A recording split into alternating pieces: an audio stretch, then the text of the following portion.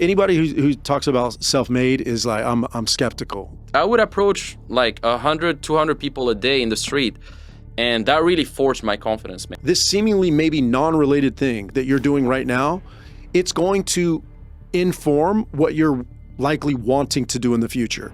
You know, the moment you said hi, you already won, because you can't control the outcome of the interaction. You can only control the action of doing it. You can teach them what to say, you can teach them how to dress, but they still need to go get in the game. Casanova, the famous seducer, he said, "Be the flame, not the moth." So you and I sat down the other day, smoked a nice cigar at the Swiss Hotel, and you were telling me about your high school experience. And I wonder if people know the story about what your experience was senior year. Senior year, there was a pivotal moment for you that I think really led you to do the work that you're doing now that people know you for. Yeah. So tell the people about that senior year, and maybe we'll take it from there. True. Yeah. Let's do it. So basically, you know, I grew up in Tunisia. Okay. So I was born in Paris. I spent 7 years in Paris, and then at the age of 7, we went to Tunisia because my mom wanted us to go back to Tunisia to kind of learn the culture, learn Arabic, get to our roots and stuff like that. So we went to Tunisia, basically. Yeah. And so I spent all my high school years there till the age of 18. And at first in my high school, I wasn't popular at all. My first few years, I didn't have a lot of friends. I wasn't that popular. I was a bit shy and not very confident. I was getting friend zoned by the girls in my class. I was really struggling. But then over the years, I started learning the kind of the codes of conduct of like how to be cool in high school. You know, how to be cool, what to wear, what brands to buy. Okay. The how to really kind of fit in and be cool, but not just fit in, like be different than 99% of the average guys in high school.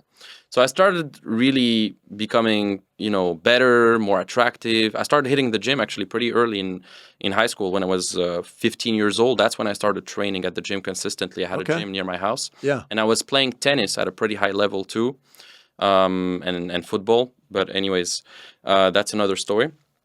But in high school, yeah, my last year of high school, I attained a level where I was really pretty popular. Like I was running shit. We were doing events with my friends. We were hosting pretty much most of the cool parties and stuff like that. And I had a lot of success in some way. I had some girls in my high school that I was dating, etc. But a lot of it was situational confidence, because I mean, back in the day, I had a pretty big social circle, and when I was with my social circle, I had situational confidence because we knew each other, etc. And there was also drinking involved, sometimes drugs involved, like a lot of things like that. So I would get confident through all those situational, those circumstances, basically. I also had a breakup in high school at some point, which also shaped me because I never really learned how to attract women up until that point. Like my dad never sat down with me and told me, "Oh, you should do this with girls. This is how you should do it." Right. Like I never learned that. So I was always kind of stressed about how to actually retain a woman, how to attract her, etc. I didn't know how to do it. Huh. I knew how to talk to girls. Like I wasn't weird or creepy or awkward. I mean, but the thing is, I would lose my confidence when I had a girls that I truly liked. Let's say I had my eyes on like a specific girl that I truly wanted. I would find ways to just sabotage it, or I would lose my confidence, or I wouldn't know what to say with her because I would be so attached to the outcome. Yeah. And that happened many times. But my last relationship in high school was the pivotal moment where basically she was one of the hottest girls in high school, and I was kind of chosen by her at the time because I wasn't really a chooser. I was chosen by her. She basically gave me a lot of indicators of interest back in the day, and we had something. But that thing only lasted 3 weeks because I didn't really know how to retain her, and I felt a lot of pressure, and I wasn't really myself anymore. I just tried to be someone else to make it work, and that didn't really work out. And so at that point, like I really wanted to fix that problem of like knowing what to do, understanding how to retain women, understanding female psychology, etc. So that was really the catalyst of like me wanting to improve this. But then what truly led me to improve this area of my life, which is the dating area, was when I moved to Canada. So after high school, I moved to Canada to study business in one of the best business schools, McGill University in Canada. And when I arrived in Canada, I didn't have my initial social circle in high school that I had back in the day. I was a nobody. I didn't know anyone. I mean, I had a couple friends, but I didn't know anyone. I had to start back from scratch, from zero. New environment, new country, Yeah. new school, etc. And back in the day, I didn't know how to approach a woman like randomly like that, or how to cold approach, how to do what I do now. And so my only option to get girls back in the day was dating apps, and I wasn't getting really a lot of matches. I wasn't really getting a ton of success there. So my first year in college, I didn't get laid a single time. It was just a lot of fapping and a lot of not getting laid. But that was the goal. Like that was the objective to meet girls. That I mean, most of the people listening probably can relate. Being a freshman in college, like away from home for the first time, but it was tough for you. So it took you out of your comfort zone. But what was the real motivator? Was it the relationship and why it failed, or did you already see that you wanted to maybe get into this world from a professional standpoint? Like, when did that get on your radar? Was it all about in the beginning learning this skill so that you could just get girls, or early on did you even see that maybe this is a way for you to help other men in a similar situation? When did that? No, the second point of like me wanting to become a professional coach, the dating coach, etc. That only came after a few years of me getting a lot of success, and after a few years of me investing in mentors and seeing that I could also impact other people's lives. Because when I started getting a lot of success with this after 2, 3, 4 solid years of putting in the work in this area. Then my friends starting to ask me for advice. They saw that I was getting results. Like we would go to nightclubs and I was the one pulling some of the hottest girls while they were watching. They weren't really taking action. They weren't really approaching. I was approaching, and they saw the contrast between what I was doing and what they were doing. Yeah. And so they were, and after a few times of that, they started asking me for advice. I would give them advice. Some would implement it. Some would just disregard it. But the main thing is that's when I started teaching. And I was also aware that by teaching, you learn even more. So I always wanted to give back. Like whatever I learn, I wanted to teach it back. I think I always had that innate instinct to want to teach what I learn. I think it's always been something I like to do. Even back in high school, I can remember whenever I learned, like, for example, in high school, we were talking with my friends, like, okay, which shoes should we buy? Which brands should we buy to appear cool, right?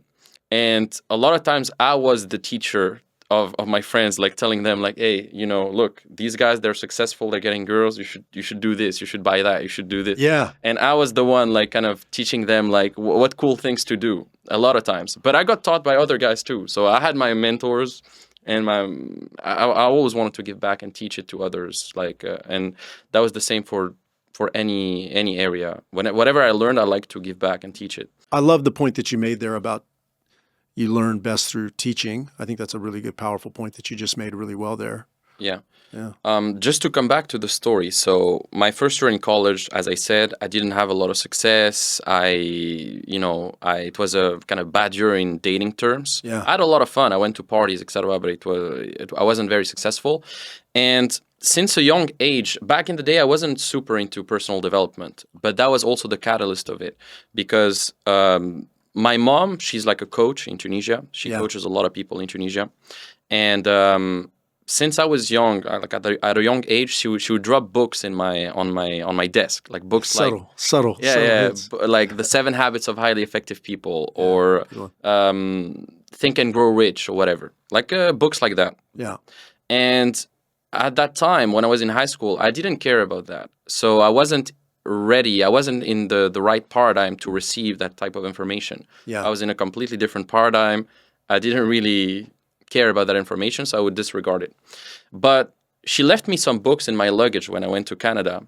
And in times of when I started questioning myself and what I was doing, and when I wanted to improve this aspect, or I just wanted to improve myself, I started remembering that, I had these books like that she left me. Let me read some of these books. These books started to resonate with me. So I started learning about personal development. at that time. Like I remember one of my first book that I read, was The Millionaire Roadmap. It was a book that she left me as well. It was in my luggage, Yeah. like that. And anyways, so I was just started reading those books. It started resonating with me, etc. And that's when my personal development journey started as well, with the books, with the videos, the courses. And I took a lot of courses, read a lot of books, and yeah, after a while, you start to improve, man. That's right. But it started with that. So the breakup, me transitioning from being popular in high school to being a nobody in another country, and being forced to learn these skills and starting from scratch, and building that core confidence instead of just having that situational confidence. I think a lot of guys have situational confidence when they go to a nightclub and they have a table and they have the bottles and they have the girls around. Now they're confident because they have those bottles That's and right. that table. Yeah. But without that, you put them on the main dancing area by themselves. They can't do anything because they don't have that core confidence. Yeah. So yeah, it's a lot of that. But yeah, that's kind of my story in a nutshell. Love it. This idea of situational confidence is a good one.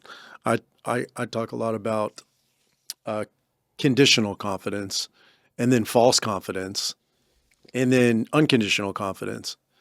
But man, can totally relate to being a fish out of water for the first time. Like, oh, okay, maybe I'm not this dude that I thought I was, you know? And so for you, that must have been extreme. A new country, you know, not necessarily understanding how to approach women, how to get women. And when you want something, man, that's the not knowing how to do it can be a good motivator. Yeah. Big time. And But I also love that you invested, like you had mentors, you had coaches. Personal development was a part of that. But how did you get into investing for the first time? Like, do you remember the first time you invested? yeah, so basically at the time I wanted to figure out a way to make money. And I actually didn't start as a dating coach. I started with e-commerce.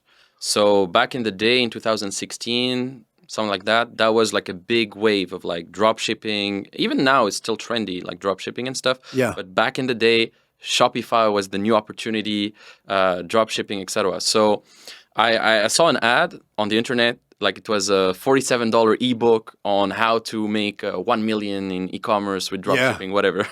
And so I saw that ad, and I was like, and it was so convincing, and I wanted to actually, make money. So I was like, okay, let me learn. Let me actually try to invest in this and try it out. Yeah. So I invested. It was a long ass ebook, 100 pages or something on how to set up your store, etc. And it started with that. And I started a couple e-commerce stores. A lot of them failed in the beginning. I lost a bunch of money. But that gave me the resilience to continue and to see that. And I got my first sale. I remember one day I was sitting at a party. I was at a party. It was like 1 a.m. or something. And I see a sale, $49.99, and I couldn't believe it. It was my first sale. Yeah. And I knew I was onto something. I knew like I could make something happen. That was my first money online. Yeah. And you know how you can't forget your first money online, It's, Never forget it, man. yeah, so it was a big motivator to continue. I know I was onto something.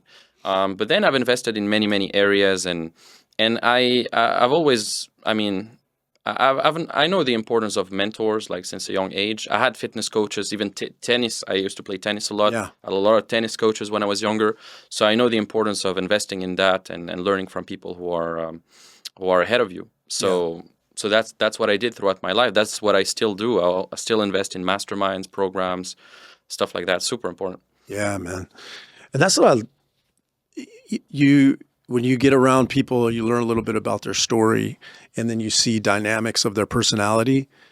And once you get a few details, you can make sense of what you're seeing in front of you. Like, how old are you? I'm 27 now. Yeah, getting 20, older. 27. So I'm 43 in a few days.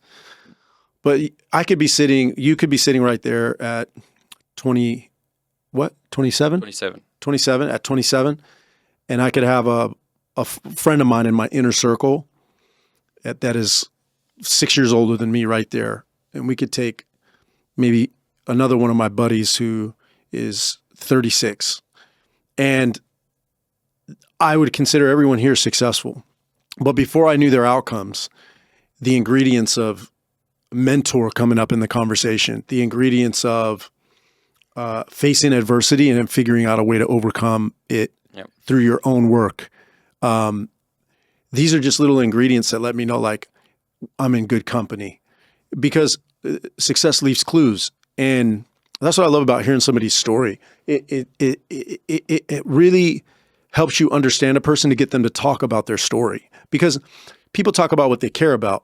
And anybody that I've ever met that I resonate deeply with, the ingredients that you just shared are always a part of it, man. So, it's kudos to you. There's no question, it's not a question to me why you've had success with business at a relatively early age. Like, what you've built with your company is really impressive. It is, man. Like, being able to acquire clients online, get money online is not easy.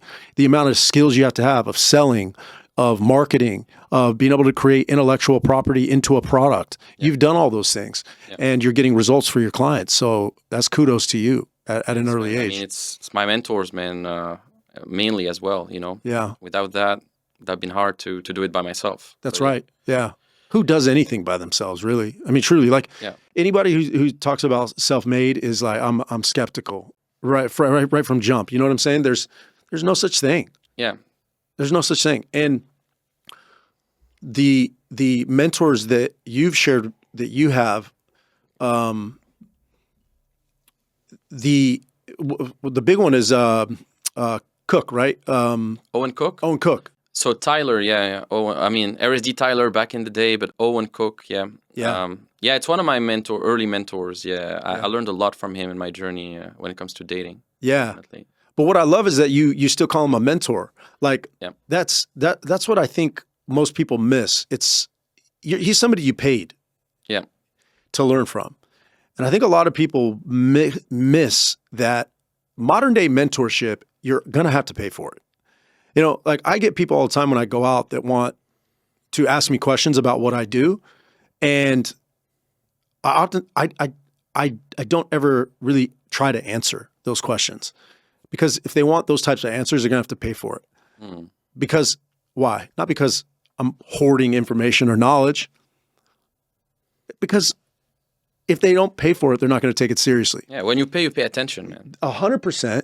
And the place that you have to get oftentimes to be able to implement coaching or mentorship is you have to get to a place where the pain of staying the same is something that you've felt, and you can make a decision, if you are willing to do the work, to not have to feel that pain anymore. So I used to sit and explain what I did and tell long drawn out stories about how I arrived at where I'm at. And unless people are paying for it, or I'm doing content, or I'm on stage, I don't go into it that much anymore, man. People oftentimes have never experienced the power of coaching or mentorship. So they just aren't ready to receive, that level of detail. But I love your story. There was another part of your story that you shared with me the other day. Me doing walking the street and the fundraising, maybe? That's right. Because I did door-to-door sales. That teaches you the things we talked about earlier, like communication, being willing to talk to people, overcome adversity. But with what you do with cold approaching, that to me made so much sense that you're great at teaching other people how to do that, because you did this job. So tell people about that job. True. So when I was a student in McGill University as well, I wanted to make money, as I said. I started with e-commerce, but to finance those e-commerce ventures, to pay for the ads, I needed a way to make money. Because, I mean, ads are costly. I was spending sometimes $100 a day as a student, and my parents were only sending me kind of the bare minimum, like my rent, food, etc. I didn't have a lot of extra income to spend on ads, on testing products, etc. So I needed a way to generate a bit of money part-time, because I have my studies too, to actually pay for those ventures. So I was like, okay, let me find a job. So I went to, back in the day, there was a website, Indeed.com. I'm sure it's still on. Oh, yeah, I know about it. Yeah, Indeed.com. I checked the job posts, etc. And I saw this fundraising company that was paying pretty well, like $25 an hour, which was pretty cool as a student, to actually go in the street, pitch their fundraising charity, whatever, and get people to pay that as a subscription to help kids in Africa, whatever. And so I went there. I did the interview. Long story short, I got taken, and that was great. And the job, basically, the whole purpose of the job is to talk to people every day in the street, like just talk to 100 people a day, 200 people a day, try to stop them, Yeah.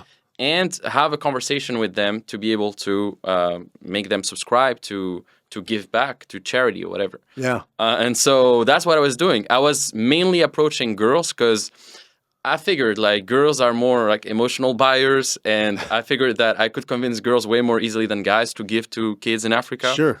So we had like a script as well that we would tell about the story of the fundraising company and why we do this, and we would get people to do it, to buy on the spot. We had like tablets, and we would get people to subscribe with their credit card, etc. Yeah. But yeah, and so I would approach like 100, 200 people a day in the street, and that really forged my confidence, man. That was Yeah. crazy. Like just approaching people every day in the street, cold.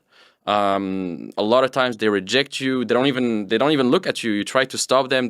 They just That'll do it, man. they just go with their day and stuff. And you start to understand how people operate. You start to understand what makes people stay in the interaction, how to build rapport the right way, how to be impactful when you speak, Yeah. and adopt the right body language, the right tonality, all of these things. Like it's super subtle.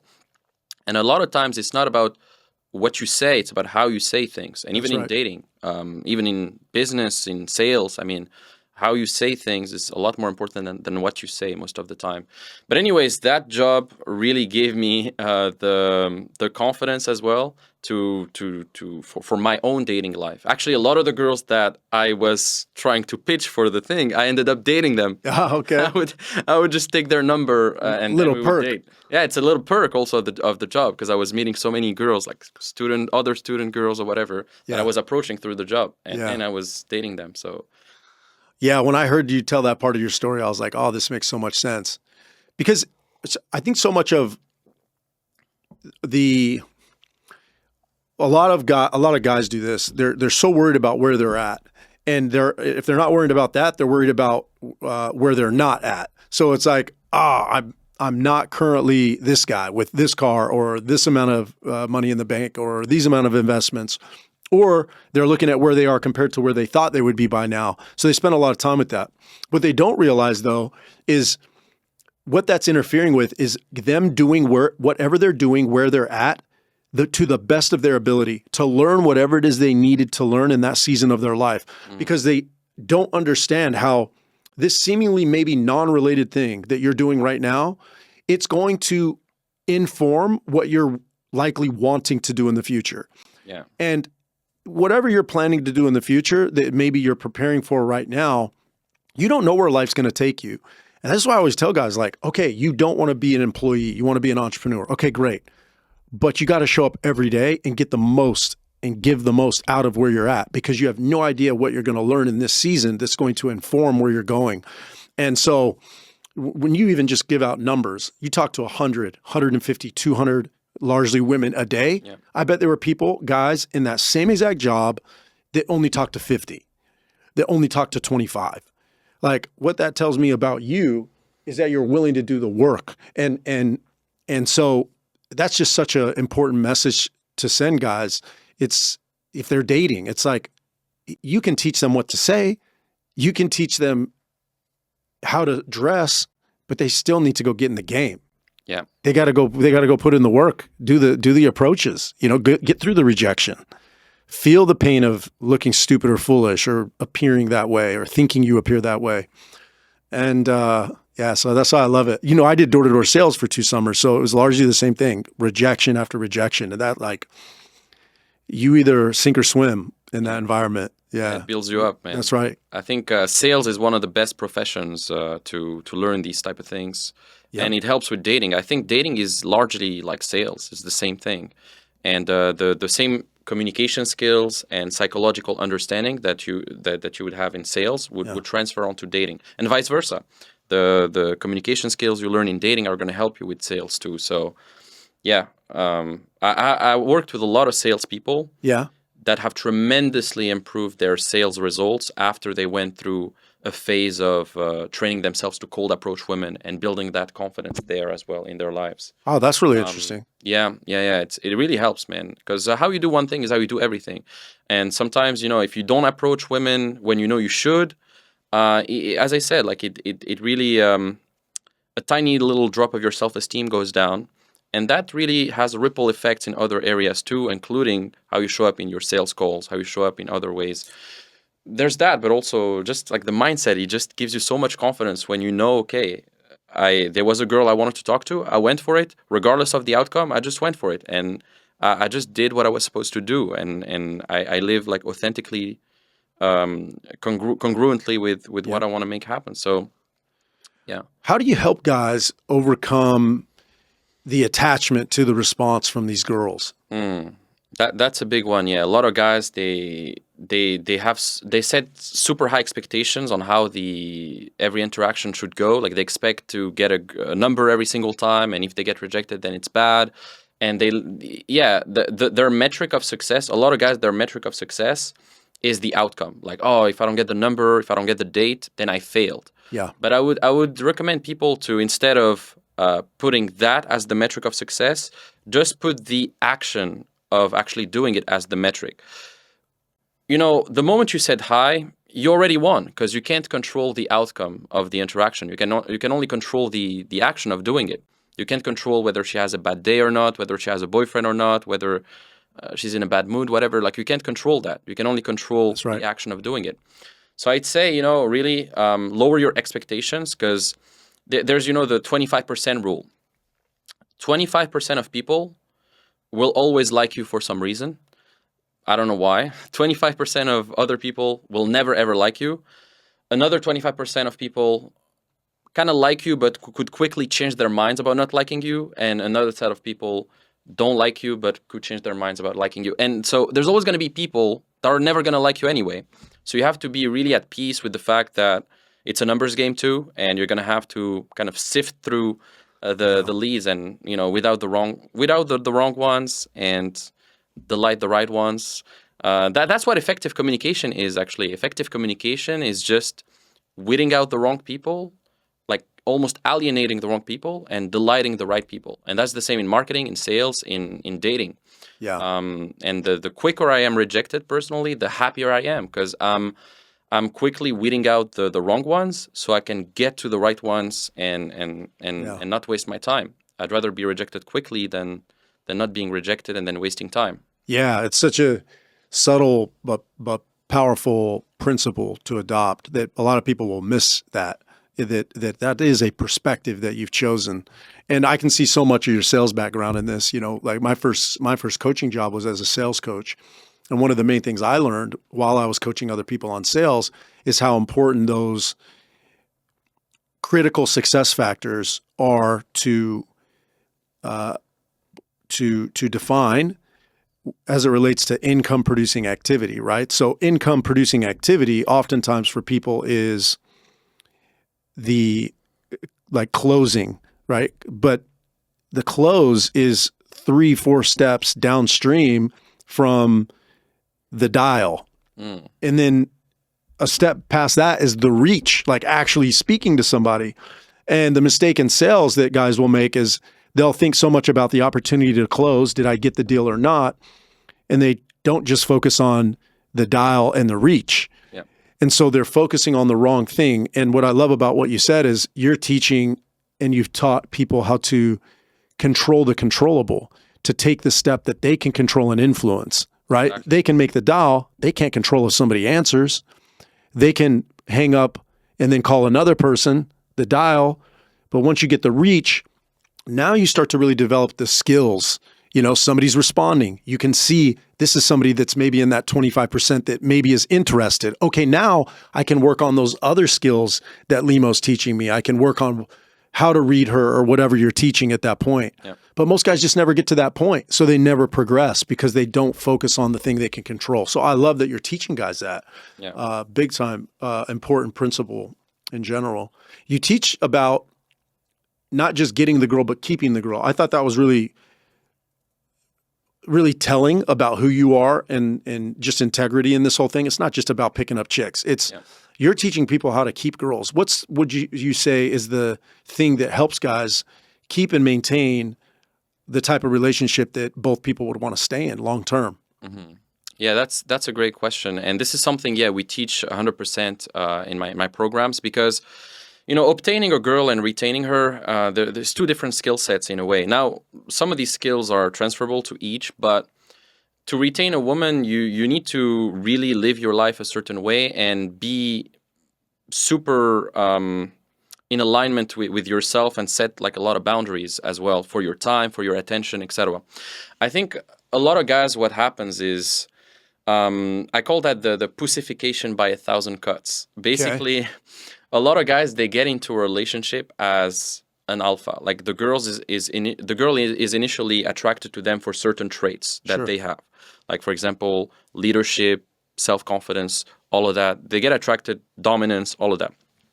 But throughout the relationship, the woman is gonna start testing her man to see, is he still the guy that I'm with? Is he still strong, etc. So he's gonna start testing him and trying to see if he's gonna jump through her hoops, kind of. Sure. And a lot of times, guys in the relationship, they start settling for comfort bit by bit. For example, instead of going to the gym, they're gonna keep cuddling under the sheets where they know that they should go out there and go to the gym. The girl is gonna tell them, yeah, it's okay, you don't need to go to the gym, you're good how you are, you don't need to.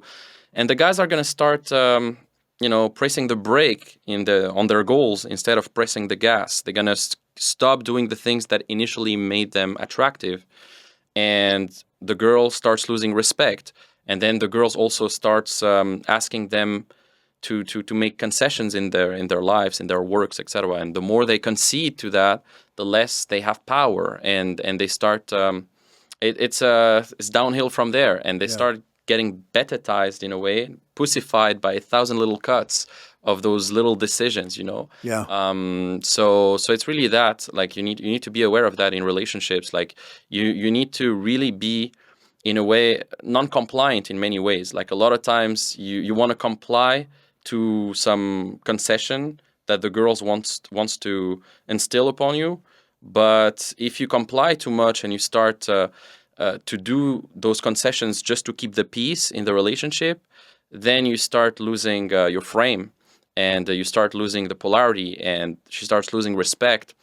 And there's a lot of ripple effects through to that as well. So it's a lot of that. But I think, most relationships fail as well because there's no strong vision. There's no like a strong future together. I think one way to retain a woman is to always future project with her things in the future, because you need to have that exciting vision that both stimulate you. Whenever I'm with a girl, even now on a date, I try to make those future projections, like, oh, we're going to travel together, we're going to do this together, next time I'm going to bring you with me, and stuff like that.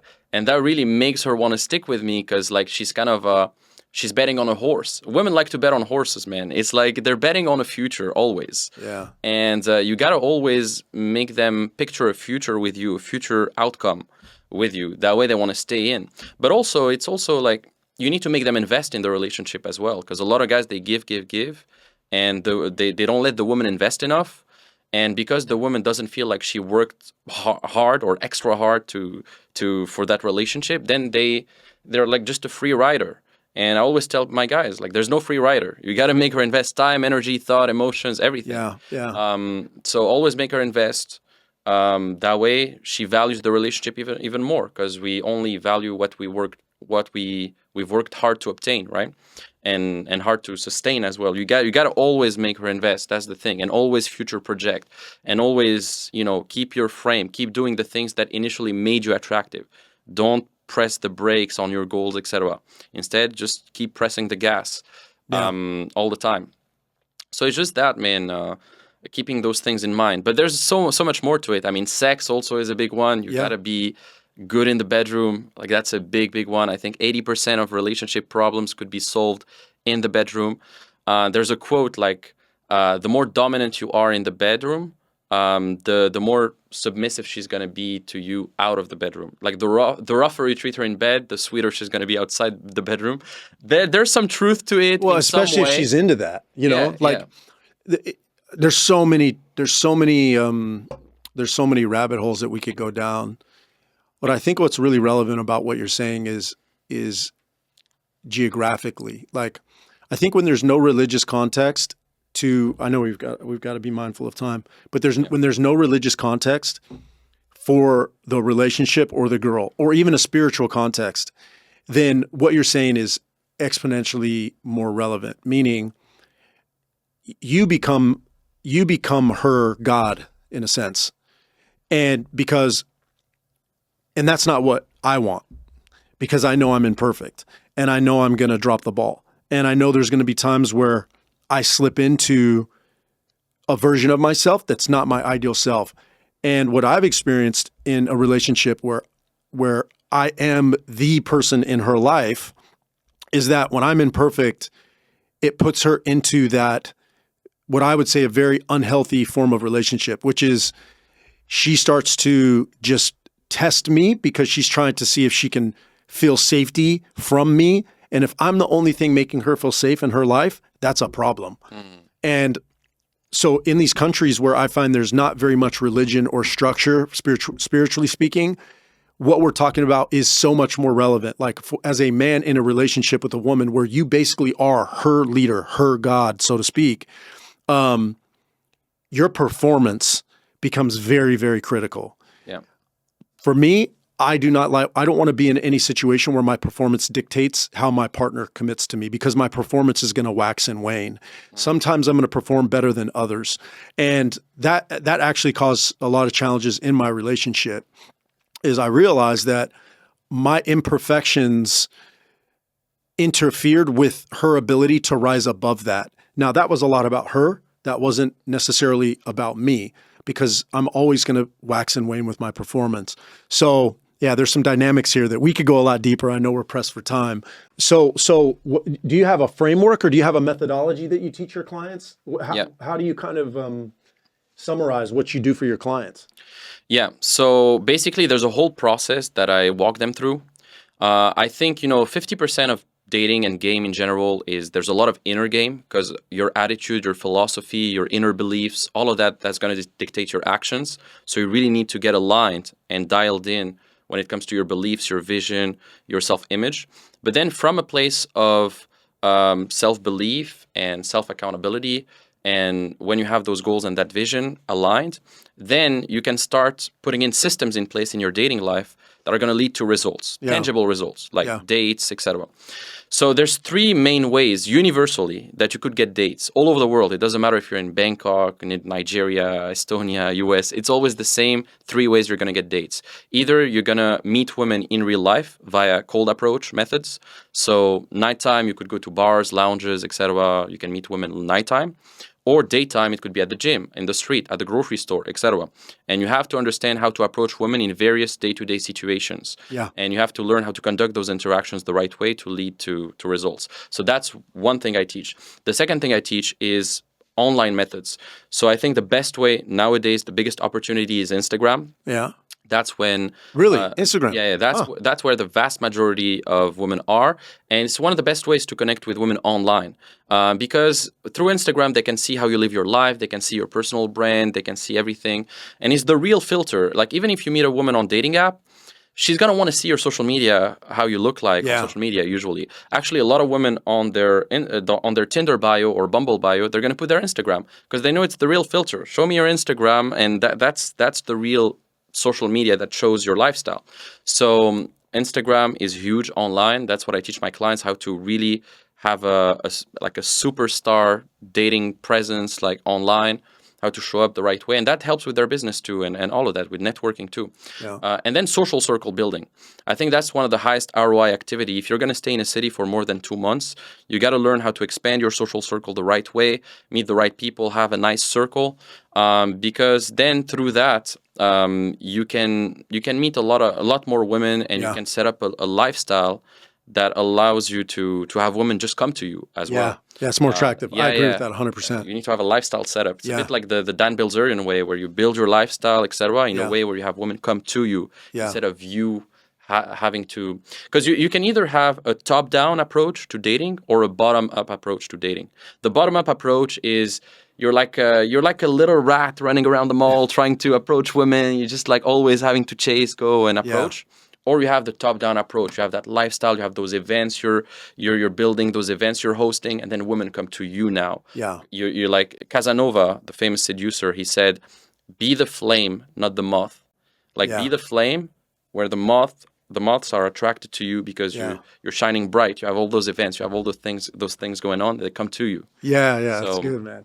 I was just Casanova was an example in the Art of Seduction. I was just reading the summary the other day in that app I told you about, and Casanova came up. The seduction type that he is, I can't remember what they call it, but they talked a lot about him and his approach. But this has been fun, bro. We got to do this. We got to do this again. There's so many points that we didn't cover. Yeah. So We'll do it again. There's a bunch of good stuff here.